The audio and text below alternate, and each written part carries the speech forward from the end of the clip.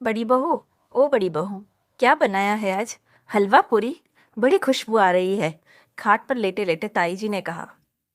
अम्मा जी, जो भी बनाया है तुम्हारे खाने लायक नहीं है, इसीलिए तुमको खिचड़ी बनाकर दे रही हूँ। चुपचाप वही खाओ। इतना कहकर ताई जी की बड़ी बहू सरला भाभी वापस रसोई में आ गई और बड़बड़ाने लगी।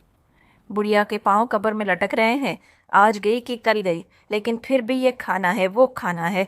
आंखों से दिखाई नहीं देता, दांत सारे टूट गए हैं, लेकिन नाक बड़ी तेज है, कुछ भी बनाओ सूंघ लेती है। डर लगता है मुझे तो मेरे बच्चों के पेट में दर्द ना हो जाए। और भी न जाने क्या क्या सरला भाभी कहती चली जा रही थी। उनकी और मेरी रसोई के बीच एक छोटी सी खिड़की है, जिससे अक्सर हम सामान और सब्जियों का लेन देन कर लेते हैं, जैसा अक्सर पुराने घरों में होता है। लेकिन उनका ये बड़बड़ाना, ताई जी को उल्टा सीधा बोलना मुझे बिल्कुल भी पसंद नहीं है। दरअसल आज घर में हलवा पूरी बन रहा था, जिसकी खुशबू ताई जी तक पहुंच चुकी थी और इसीलिए वह सरला भाभी से पूछ रही थी। लेकिन सरला भाभी का जवाब सुनकर बेचारी ताई जी चुपचाप वापस अपने बिस्तर पर लेट गई। मेरे मन में आया कि मैं ही थोड़ा सा हलवा बनाकर उन्हें दे आती हूँ, लेकिन फिर लगा कि कल को अगर उन्हें कोई दिक्कत हो गई तो सरला भाभी मुझ पर बहुत गुस्सा करेंगी। बस यही सोचकर मैं अपनी रसोई बंद करके कमरे में आकर लेट गई। थोड़ी देर बाद ताई जी के घर से रोने की आवाज आने लगी। मन आशंकित हो उठा, इसीलिए अगले ही पल दौड़कर उनके घर पहुंच गई। पता चला हलवे पूरी की इच्छा लिए हुए ताई जी इस दुनिया से विदा हो चुकी थी और सरला भाभी छाती पीट पीट कर उनके आगे रो रही थी। मुझे देखकर उनकी आवाज और भी तेज हो गई। रोते रहते कहने लगी, हाय, अम्मा जी ने मुझसे हलवा पूरी मांगा था, लेकिन मैं लेकर आई तो अम्मा जी ही चली गई। अम्मा जी क्यों चली गई? अरे हमें भी साथ ले जाती। खैर, थोड़ी देर में सभी रिश्तेदार, पड़ोसी और जान पहचान वाले अम्मा जी के घर इकट्ठे हो गए। अंतिम यात्रा की तैयारी शुरू हो गई। तभी सरला भाभी भैया को बोली, सुनिए ना, जरा बैंड वाले का इंतजाम कर दीजिए ना। अम्मा जी हमारे घर की बड़ी थी, उन्हें बैंड बाजे के साथ विदाई दीजिए। उनकी भी यही इच्छा थी। कहते कहते उन्होंने फिर से रोना शुरू कर दिया, मानो ताई जी के जाने का सबसे ज्यादा दुख उन्हीं को था। भैया को शायद थोड़ा अजीब लगा, लेकिन फिर सरला भाभी ने जोर देते हुए कहा कि अम्मा जी की यही इच्छा थी, तो भैया भी बैंड बाजे के लिए राजी हो गए। शाम को लगभग 5 बजे बैंड बाजे के साथ अम्मा की अंतिम विदाई हुई। उसके बाद तो सरला भाभी का एक अलग ही रूप देखने को मिला। अब उन्हें जो भी बात मनवानी होती अक्सर यही कह देती थी कि अम्मा जी की यही इच्छा थी, फिर चाहे वह कोई भी बात हो। अम्मा जी ने कुछ बोला हो या ना बोला हो, अपने मन की हर बात मनवाने के लिए सरला भाभी को एक ही हथियार मिल चुका था।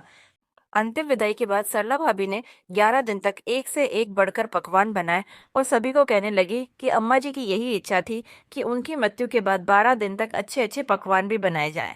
कभी भोग की सामग्री बदलवा देती, तो कभी नई साड़ी लाकर कहती कि अम्मा जी यही चाहती थी कि हम उनके 12वें पर नई साड़ी ही पहने। उन्होंने तो ब्राह्मणों को खाना खिलाने से भी मना कर दिया, और नाम आया फिर से ताई जी का कि वह यही चाहती थी। हालांकि यह सब कुछ बड़ा अजीब था, लेकिन हद तो तब हो गई जब उन्होंने ब्राह्मणों को खाना खिलाने से मना किया, लेकिन एक और नया फरमान जारी कर दिया कि अम्मा जी यही चाहती थी कि उनकी बहुओं को, यानी सरला भाभी और उनकी छोटी देवरानी को, जो कि शहर में रहती थी, दोनों को ही रानी हार बनवा कर दिया जाए।